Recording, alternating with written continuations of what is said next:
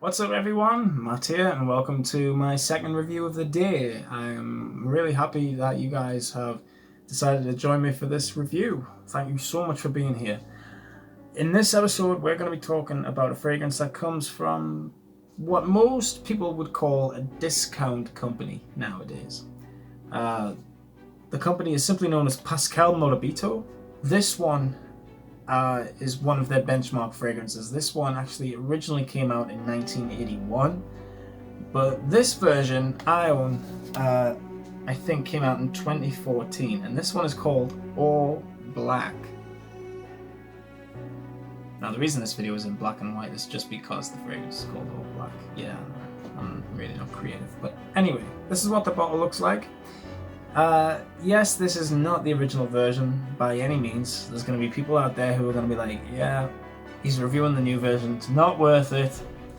In all fairness, it is worth it because it's a good scent, in my opinion, this one.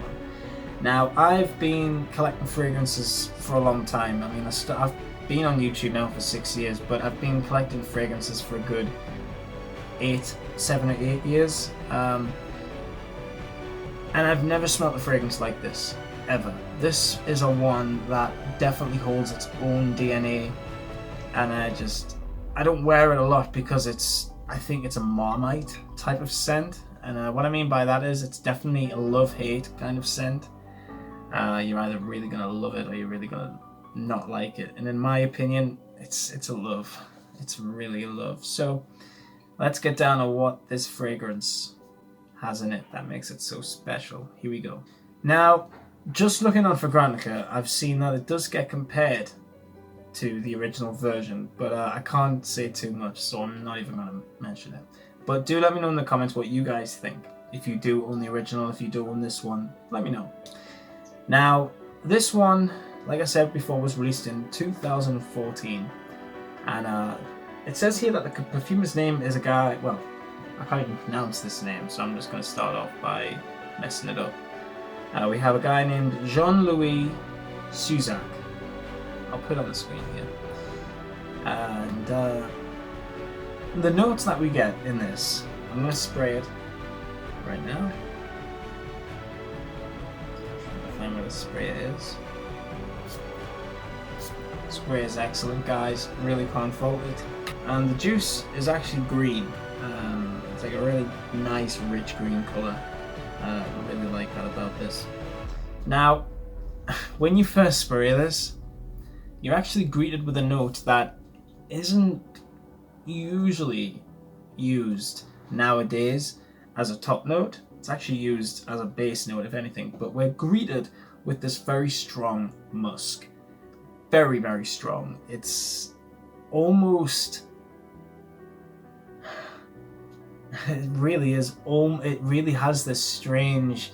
I'm not going to say smokiness because it's not a smoky smell, but it has this weird, nice but weird aura about it, and I just love it. It's definitely just a strong musk smell, but then under that you're greeted with this beautiful violet note, which makes the fragrance just smell completely classy. It actually gives it a traditional vibe as well, and I just think that with that overuse of musk really gives it this traditional smell. And then I get a little bit of what smells a little bit to me like grapefruit, but it's actually in the note of citron, which is just this citrus infused citrus fruit basically. It's known to smell a little bit like lemons, but it's also known to give off this like really tart, like citrus kind of smell.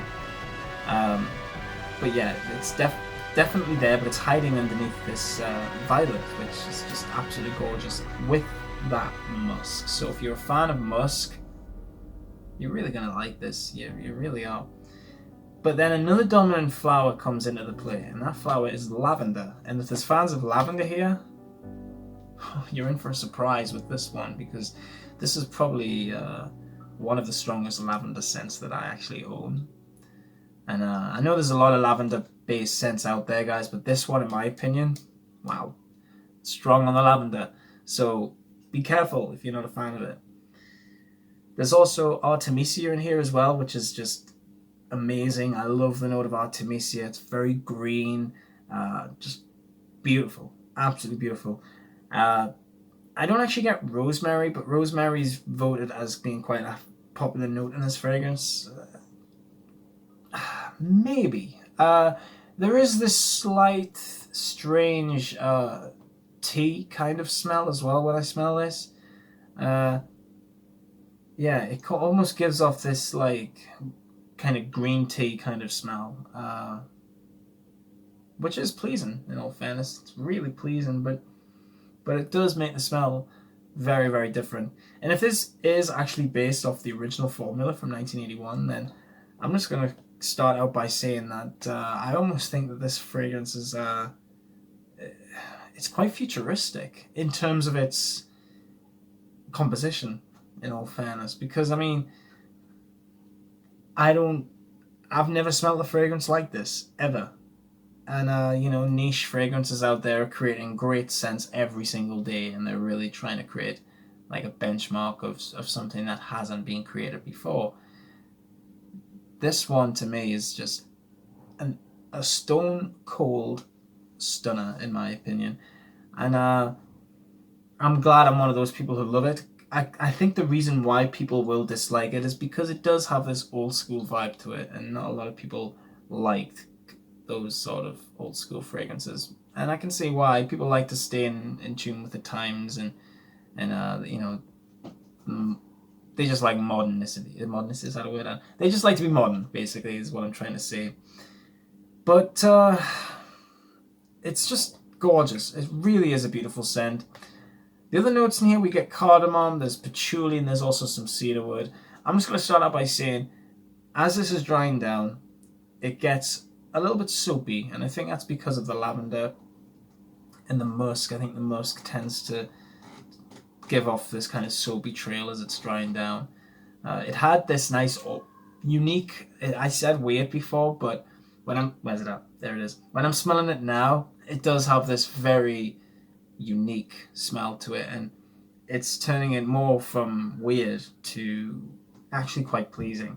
And the longer it stays on your skin, the better it gets, guys. It really does.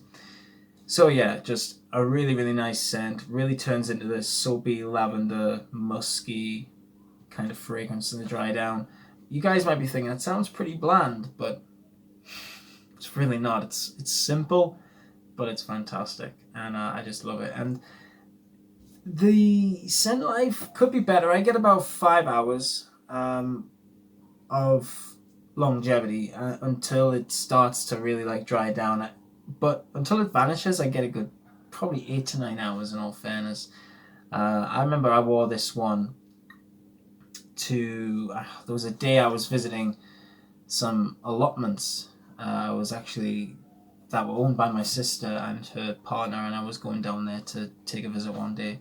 And I was wearing this at the time, and I actually got complimented by my sister, and she really enjoyed it. So yeah, I think it's each to their own, you know what I mean? It's definitely a love-hate scent, but I really enjoy it, and I would highly recommend that you guys go and check this one out. It's actually really inexpensive, but I don't know how long it's going to be out for. I mean, with it being an older scent as it is, it might get discontinued soon. Who knows? I mean, I'm not a master at this. I just have a funny feeling about these sort of things. So yeah, thank you so much for watching my review on All Black by Pascal Morabito. I really appreciate it. Thank you. Really, thank you. I mean, you guys are absolutely awesome. You guys show amazing support every single day with your comments. I do get the odd ridiculous comment, don't get me wrong, but it's the positive comments that definitely keep me doing this. And yeah, I just cannot appreciate it anymore, guys. So thanks so much. Keep smelling good. Have a wonderful night wherever you are, guys. And yeah, I will see you probably next week. Keep smelling good, and bye for now, guys.